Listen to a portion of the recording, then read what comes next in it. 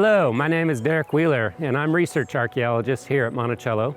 And today we are standing at Shadwell, Thomas Jefferson's birthplace. In fact, I'm standing in what would have been Jefferson's boyhood home. Archaeologists first excavated here in the 1950s. They found a cellar, a brick-lined cellar that was 16 by 22 feet. However, they didn't think that this cellar was part of the Jefferson boyhood home. It wasn't until the 1990s that archaeologists from Monticello came back and found that the house was indeed twice as big as that brick cellar. One of the favorite things I get to do is take Jefferson's surveys and maps of his plantation and overlay them onto the modern landscape. From that, we can figure out where his agricultural fields are, where some of the people lived, the roads, on how it connected Monticello to the larger world.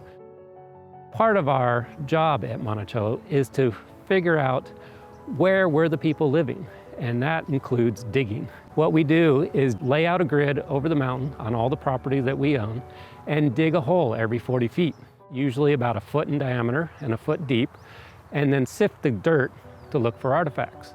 And from that, we have been able to discover that for Monticello Mountain alone, that even though Jefferson only noted about a half dozen places where people lived, we have found over 30 places where people were living, both free and enslaved. One of the most interesting objects that was uncovered was in the last week of excavations in the 1990s. Then, at the bottom of the brick cellar, a person found a complete silver spoon. A very intriguing find and a very personal item.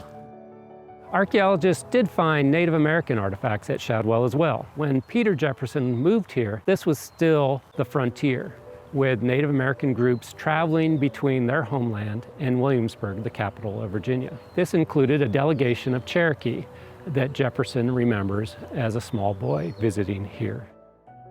The Shadwell plantation was 400 acres. However, Peter Jefferson, Thomas Jefferson's father, owned another 1,000 acres, and it was on the mountain immediately behind me. It is what became known as Monticello. Thomas, as a young boy, would wander the entire plantation, and he would be naturally drawn to Monticello because it was the highest point of all the land owned by his father.